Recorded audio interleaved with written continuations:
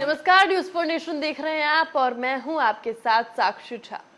बिहार के शिक्षा विभाग के अपर मुख्य सचिव के पाठक शिक्षक और छात्रों पर लगातार उनके नाक में दम कर दिया है। आपको बता दें कि जहां एक तरफ शिक्षक जो कभी स्कूल नहीं आने के लिए जाने जाते थे वो अब समय से पहले ही स्कूल में उपस्थित हो जाते हैं, तो वही दूसरी तरफ आपको बता दें कि 20 लाख से ज्यादा छात्रों के नाम स्कूल से काट दिए गए हैं और अब इस पर नीतीश कुमार को घेरा जा रहा है। और अब सिर्फ विपक्ष ही नहीं बल्कि उनके सत्ताधारी पक्ष भी वो भी अब इस बात का विरोध कर रही है। क्या है पूरी खबर, आइए आपको बताएंगे इस वीडियो में। शिक्षा विभाग के अपर मुख्य सचिव के पाठक के बनते ही हड़कंप मच गया। जो मास्टर साहब समय से स्कूल न आने के लिए जाने जाते थे वे समय से पहले ही विद्यालय पहुंचने लगे। केवल शिक्षकों पर ही नहीं बल्कि छात्रों पर भी पाठक का डंडा चला। फरमान हुआ कि बिना सूचना के 3 दिन से ज्यादा समय तक विद्यालय में अनुपस्थित छात्रों का नाम काट दिया जाए। इसी क्रम में शिक्षा विभाग द्वारा अनुपस्थित रहने के कारण 20 लाख से अधिक छात्रों के नाम सरकारी स्कूल से काटे जाने के कारण नीतीश कुमार को विरोधियों के साथ साथ अपने सहयोगियों का भी विरोध झेलना पड़ रहा है।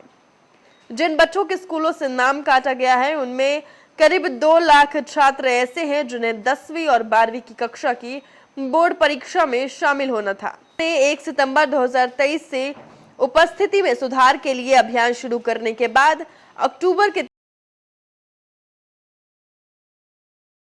8,340 छात्रों के नाम काट दिए हैं।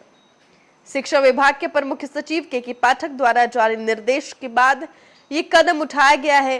के पाठक ने 2 सितंबर 2023 को सभी जिलाधिकारियों को लिखे एक पत्र में लगातार 3 दिनों तक अनुपस्थित रहने वाले छात्रों को निष्कासित करने जैसे कठोर कदम उठाने का आदेश दिया था, जबकि बाकी उपस्थित रहने वाले बच्चे पाठ्य पुस्तकों और पोशाक के लिए प्रत्यक्ष लाभ हस्तांतरण यानी कि डीबीटी योजना का लाभ उठा सकते हैं। बता दें कि बिहार में 75,309 सरकारी स्कूल है और के पाठक ने 2 सितंबर को लिखे अपने पत्र में कहा कि राज्य में ऐसे स्कूल हैं जहां छात्रों की उपस्थिति 50% से भी कम है। यह गंभीर चिंता का विषय है। इसके लिए संबंधित जिला शिक्षा अधिकारियों के हस्तक्षेप की आवश्यकता है। सभी संबंधित डीईओ को निर्देश दिया गया कि वे अपने संबंधित क्षेत्रों में ऐसे 5 स्कूलों का चयन करें और अनुपस्थित छात्रों के माता पिता से छात्रों की उपस्थिति में सुधार के लिए संवाद करें। शिक्षा विभाग को शिकायत मिली है कि डीबीटी योजनाओं का लाभ लेने के लिए छात्रों ने सिर्फ सरकारी स्कूलों में दाखिला लिया है। बाहर रहने की भी जानकारी मिली है। के पाठक ने अपने पत्र में लिखा था कि ऐसे छात्रों का पता लगाया जाना चाहिए और इन छात्रों का नामांकन रद्द किया जाना चाहिए जो केवल डीबीटी योजनाओं का लाभ उठाने के लिए सरकारी स्कूलों में नाम। उन्होंने अपने पत्र में कहा था कि विभाग छात्रों को सालाना 3,000 करोड़ रुपए का डीबीटी लाभ प्रदान करता है। यदि ऐसे छात्रों में से 10% का भी नामांकन रद्द कर दिया जाता है तो जो केवल डीबीटी लाभ के उद्देश्य से यहाँ नामांकित है तो सीधे 300 करोड़ रुपए की बचत होगी, जिसका उपयोग कुछ अन्य कार्यों के लिए किया जा सकता है। वहीं के पाठक के आदेश का विरोध करने में सरकार में शामिल दल भी अब जुट गई है। आपको बता दें भारतीय कम्युनिस्ट पार्टी यानी कि भाकपा माले, आपको बता दें साथ ही माले विधायक संदीप सौरभ ने कहा कि ये विभाग द्वारा लिया गया एक तानाशाही निर्णय है।